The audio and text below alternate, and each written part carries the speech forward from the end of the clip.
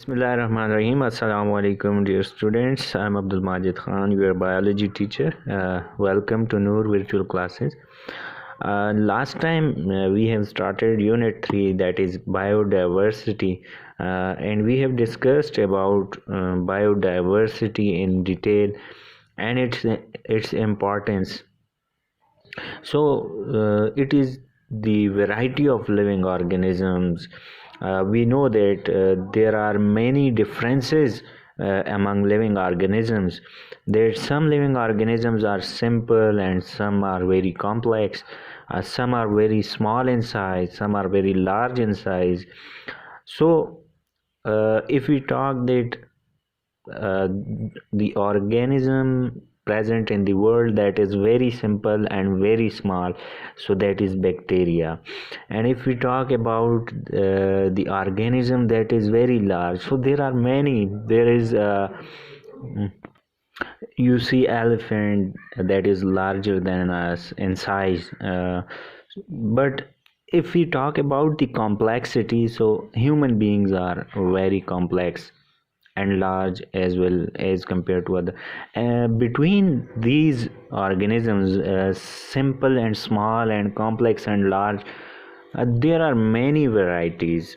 There are some organisms that can walk, some can crawl, some can fly, and some are still stationary. So we will talk in detail about them in this unit, but we have discussed the importance of this variation. So what was that? That was food production. The biodiversity, this variety of living organisms is important for our food, and also on drugs. Drugs production is dependent on this variety. If there will would be less living organisms in this world, then the less drugs we would extract, we would gain. And many industrial products that are coming from living organisms, so there is a variety of living organisms, so variety of industrial products we can gain. And the main importance is that the maintenance of ecosystem is a place or an area where different communities of living organisms interact with among one another and with their environment, that is non-living things or physical factors. So this area, this region where living organisms interact among themselves and with abiotic factors, so this is known as ecosystem. So for the maintenance of this ecosystem, living organisms variety is very much important. जैसा कि हम बात करें bacteria, ख़ास किस्म का bacteria जो कि नाइट्रोजन के साइकिल में इन्वॉल्व है। इसी तरह डिफरेंट प्लांट्स को आप देखें, वो वाटर साइकिल में इन्वॉल्व है। तो जो इकोसिस्टम का बैलेंस है, जो मेंटेनेंस है इकोसिस्टम में, वाटर की प्रेजेंस, डिफरेंट चीज़ों की प्रेजेंस, इसकी मेंटेनेंस के लिए ख़ास क्वांटिटी में होना ज़रूरी है।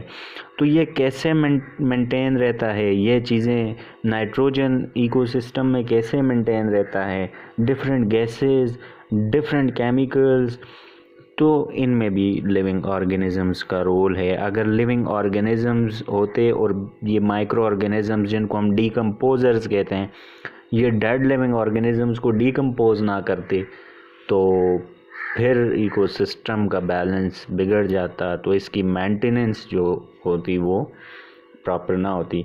तो आज हम पढ़ेंगे क्लासिफिकेशन ऑफ लिविंग ऑर्गेनिजम्स। तो इस पे मैं थोड़ी सी बात करता चलूँ।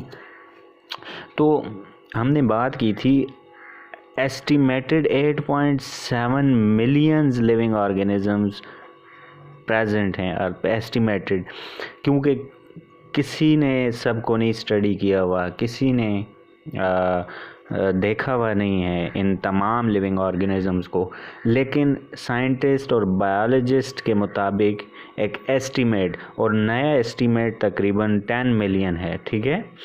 10 million kinds, 10 million species of living organisms दुनिया में प्रेजेंट हैं। लेकिन जो स्टडी किए गए हैं, जिनको कैटलॉग किया गया है, या आप कह लें कि बुक्स में जिनके बारे में डिटेल लिखी गई है, वो सिर्फ 2 मिलियंस हैं। 2 मिलियन काइंड्स लिविंग ऑर्गेनिजम्स की अभी तक डिस्कवर की जा चुकी हैं, और बाकी जो काइंड्स हैं उनको स्टडी नहीं किया गया, उनको डिस्कवर नहीं किया गया। इन 2 मिलियंस में 1.5 मिलियन जो हैं ये एनिमल्स हैं, और इसके अलावा 0.5 मिलियन आपकी बुक में के मुताबिक प्लांट्स हैं। तो क्या प्लांट्स और एनिमल्स को डिस्कवर किया है, इनको स्टडी किया है, तो क्या इनके अलावा कोई जानदार नहीं है? तो माइक्रो ऑर्गेनिजम्स की तादाद आपकी बुक में नहीं बताई गई। In higher classes you will study about them, लेकिन ये बात आप जहन में रख लें कि ये जो 1.5 मिलियन और 0.5 मिलियन प्लांट्स हैं, इससे कम है। 0.3 मिलियन माइक्रो ऑर्गेनिजम्स की काइंड्स होंगी, या फिर 0.1 होगी या 2 होगी, तो एग्जैक्ट फिगर नहीं पता।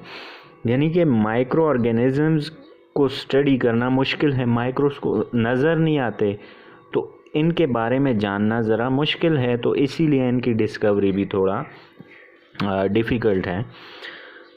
बहरहाल ये जो काइंड्स अभी तक डिस्कवर हो चुकी हैं उनका फिगर आपको ये मालूम होना चाहिए कि 1.5 मिलियन उनमें एनिमल्स हैं, और 0.5 मिलियन काइंड्स प्लांट्स की डिस्कवर हो चुकी हैं, इनकी स्टडी हो चुकी हैं। अब हम देखते हैं कि लिविंग ऑर्गेनिजम्स में सिमिलैरिटीज़ तो जो बायोलॉजिकल कैरेक्टर्स हैं, लिविंग कैरेक्टर्स हैं, उनकी बात हम कर चुके थे, ग्रोथ, रिप्रोडक्शन एट्सेट्रा। जो डिफरेंसेस हैं उनकी बेस पे लिविंग ऑर्गेनिजम्स को डिफरेंशिएट किया जाता है इन सिमिलैरिटीज़, यानी कि जो कॉमन कैरेक्टर्स, कॉमन फीचर्स हैं, और डिफरेंसेस जो कुछ हम डिस्कस कर चुके थे कि there may be many differences with respect to size, colour, appearance, बहुत सारी फैक्टर्स हैं जिनकी बेस पे डिफरेंसेस की जाती हैं। तो इन 2 पॉइंट्स की बेस पे लिविंग ऑर्गेनिजम्स को डिवाइड किया जाता है। इस डिवीजन को हम क्लासिफिकेशन कहते हैं। सो क्लासिफिकेशन को हम प्रॉपरली अगर डिफ़ाइन करें तो classification is the arrangement of living organisms into groups and subgroups on the basis of similarities and differences। और दूसरे तरीके से आप इसको ऐसे डिफ़ाइन कर सकते हैं कि it is a method in which living organisms are divided into groups and subgroups on the basis of similarities and differences। अब ग्रुप्स में डिवाइड किया जाता है। मेन ग्रुप्स हमने फर्स्ट यूनिट में, आपको याद हो, हमने पढ़े थे कि लिविंग ऑर्गेनिजम्स को 5 मेजर कैटेगरीज या ग्रुप्स में डिवाइड किया गया, जिसमें Monera, protista, fungi, Plantae and animalia, ये 5 मेजर ग्रुप्स हमने डिस्कस किए थे। अब एनिमल्स, एनिमेलिया ग्रुप जो है, इसके मेंबर्स को एनिमल्स जिनको हम कहते हैं, तो एनिमल्स में क्या सारे एनिमल्स एक जैसे हैं? नहीं, एनिमल्स में डिफरेंट, अब बर्ड्स को देखें वो डिफरेंट, रेप्टाइल्स भी एनिमल्स हैं, वो डिफरेंट, मैमल्स हैं, तो ये सब ग्रुप्स हैं, ठीक है।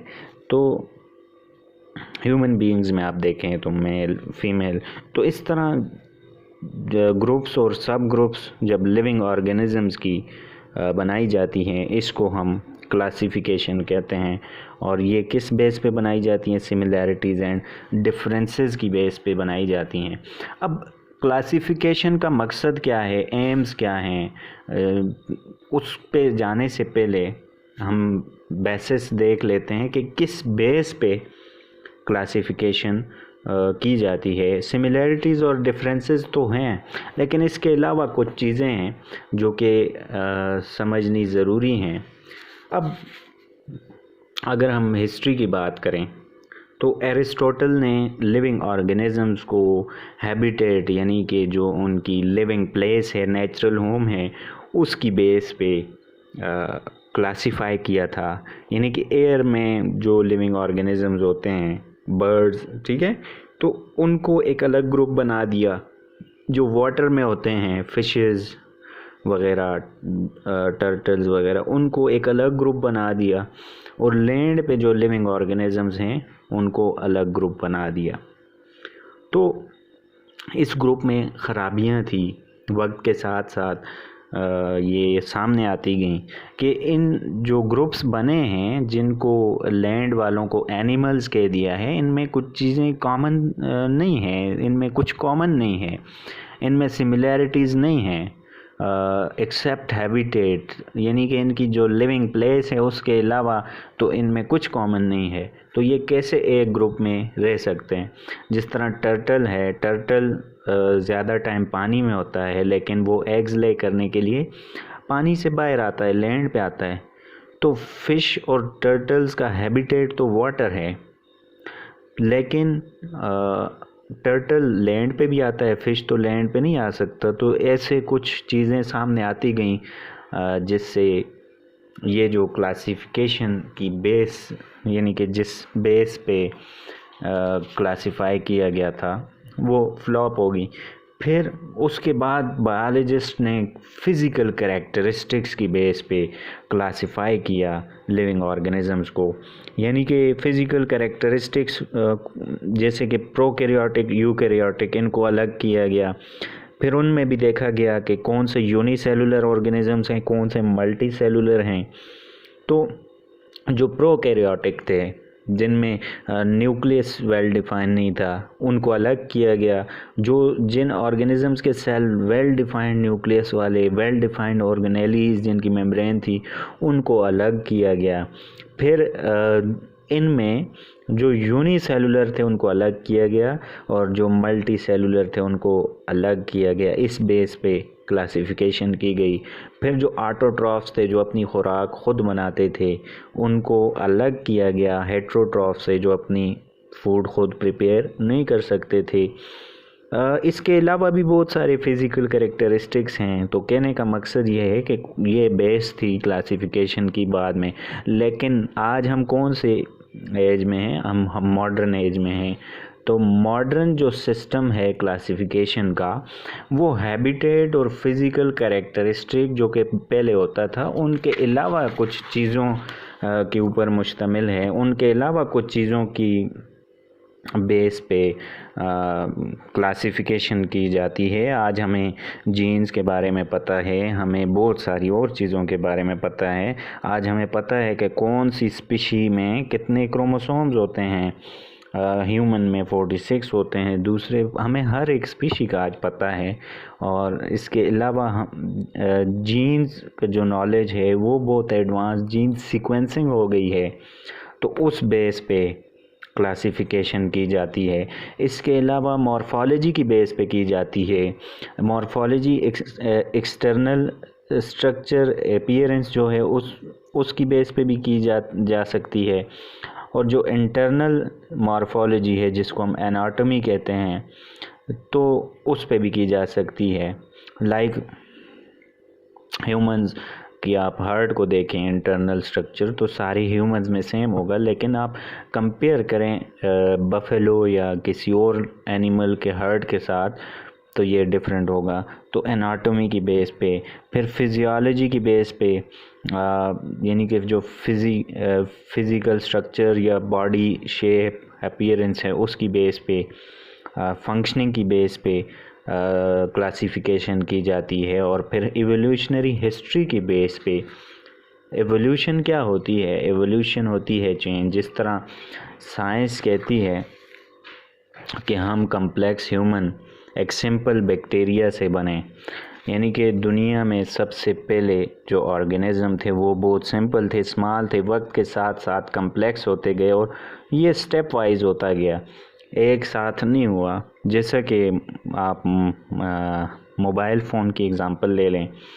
पहले जो मोबाइल फ़ोन थे उनमें सिर्फ कॉल थी, फिर वक्त के साथ साथ रेडियो, ऐसी चीज़ें करते करते कैमरास, और आजकल तो आप देखें तो बहुत सारी ऐसी चीज़ें आ गई कि आजकल रैम रोम की बातें चल रही हैं। तो ये एकदम से नहीं हुआ बल्कि स्टेप वाइज और वक्त के साथ साथ हुआ। तो इसी तरह लिविंग ऑर्गेनिजम्स भी वक्त के साथ साथ डेवलप होते गए। पहले प्रोकैरियोटिक यानी कि वेल डिफाइंड न्यूक्लियस नहीं, ऑर्गेनेलीज नहीं, करते करते यूकैरियोटिक में भी सिंपल यूकैरियोटिक, और करते करते फिर कॉम्प्लेक्स यूकैरियोटिक। तो एक पूरी हिस्ट्री है इस एवोल्यूशन की। फिर हम अगर बात करें एवोल्यूशनरी हिस्ट्री की हम बात करें, तो अगर मैं आपसे कहूँ इंसेक्ट्स और स्पैरो ये ज़्यादा रिलेटेड हैं, या फिर स्पैरो या पिजन,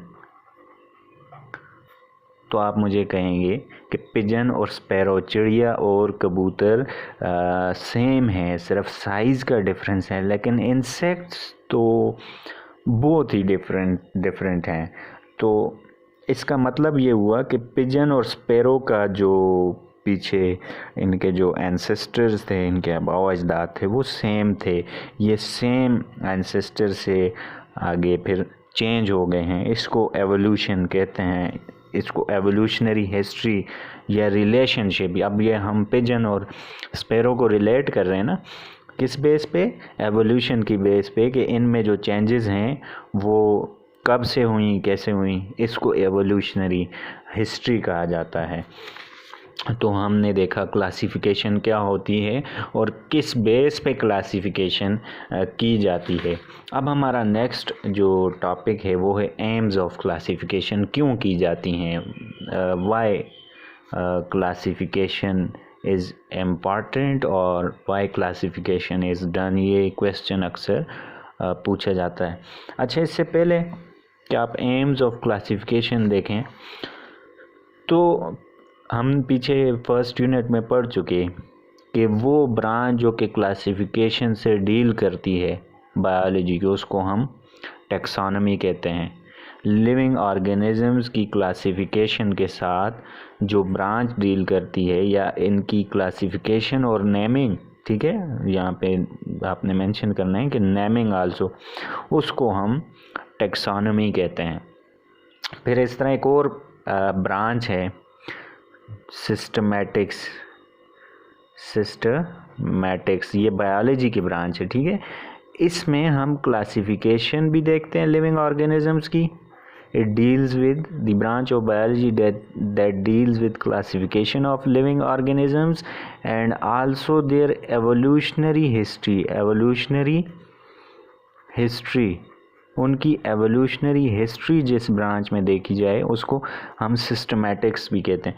अब ये एमसीक्यूज़ में पूछा जाता है, इसीलिए मैंने यहाँ पे मेंशन किया कि टैक्सोनॉमी और सिस्टमैटिक्स में डिफरेंस आपको पता होना चाहिए कि taxonomy is the study of classification but systematics is the study of classification as well as evolutionary history of living organisms. Now aims of classification, why classification to be done, to determine यानी कि पता लगाना कि living organisms के among, इनके दरमियान similarities और differences क्या क्या हैं। इसके लिए क्लासिफिकेशन हम करते हैं या करनी पड़ती है ताकि हम पता लगा सकें कि what are the differences and what are the similarities among different organisms. तो इसलिए हमें ये करना पड़ता है क्लासिफिकेशन। और दूसरा पॉइंट है to provide idea about evolutionary history of organisms, कि एवोल्यूशनरी हिस्ट्री के बारे में हमें पता चल जाए।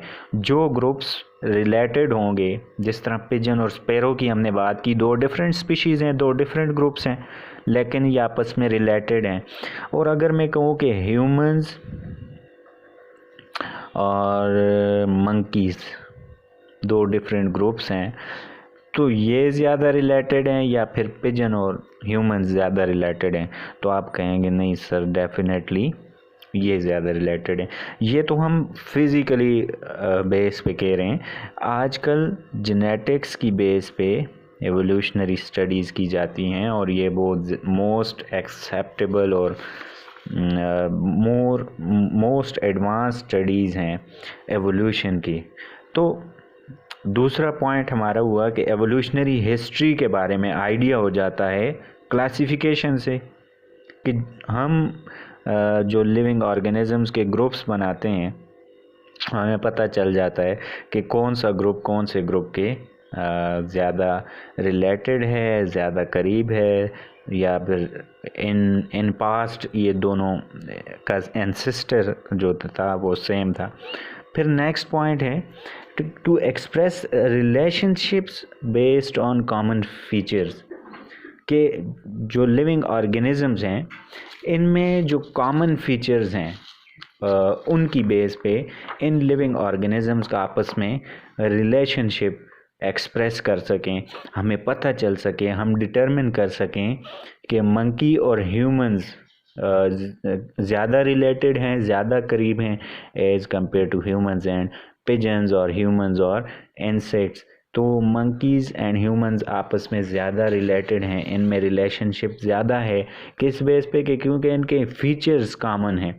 जिस तरह मंकी की दो टांगें, दो बाजू ह्यूमंस की, फिर इनके ब्रेन, हार्ट और दूसरे डिफरेंट सिस्टम्स को देखें तो कॉमन फीचर्स हैं ये इन दोनों के दरमियान, तो इसकी बेस पे ये आपस में ज़्यादा रिलेटेड हैं। तो क्लासीफाई किया हुआ है, हमने ग्रुप्स बनाए हुए हैं, ह्यूमन एक अलग स्पीशी, मंकी एक अलग स्पीशी, तो इससे हमें आसानी है डिटरमिन करने में, एक्सप्रेस करने में डिफरेंट ऑर्गेनिजम्स के अमंग रिलेशनशिप्स। फिर नेक्स्ट है to name and place the organisms in a proper group. Classification का जो मकसद होता है, जो एम होता है, इसके अलावा बहुत सारे हैं, हमने आपकी बुक में जो 4 हैं इन्हीं को डिस्कस करना है कि लिविंग ऑर्गेनिजम्स को एक ख़ास, एक प्रॉपर नेम दिया जाए पहली बात, और फिर ख़ास ग्रुप में उनको प्लेस किया जाए, उनका एक ख़ास ग्रुप बनाया जाए। ये क्लासिफिकेशन का मकसद होता है, एम होता है कि ह्यूमंस को एक ख़ास ग्रुप में प्लेस किया जाए, मंकीज़ को ख़ास ग्रुप में, पिजन्स, स्पैरोज़, ठीक है। इसी तरह प्लांट्स, एनिमल्स, हम ब्रॉड लेवल पे देखें, माइक्रो ऑर्गेनिजम्स को एक ख़ास ग्रुप में, जिस तरह हमने मुनेरा की बात की थी, इस यूनिट में हम उसको डिटेल से दोबारा डिस्कस करेंगे। फिर नेक्स्ट हमारा टॉपिक है प्रिंसिपल्स ऑफ क्लासिफिकेशन। के क्लासिफिकेशन के कुछ उसूल होते हैं। मकासद तो हमने देख लिए कि क्या मकसद होता है, उसूल किस बेस पे क्लासिफिकेशन हम कर सकते हैं। तो ऑर्गेनिजम्स की क्लासिफिकेशन के बहुत सारे प्रिंसिपल्स हैं, लेकिन आपकी बुक में ये 3 मेन प्रिंसिपल्स डिस्कस किए कि ऑर्गेनिजम्स सिमिलैरिटीज़ की बेस पे क्लासिफाई किए जाने चाहिए। फर्स्ट पॉइंट क्या है? सिमिलैरिटीज़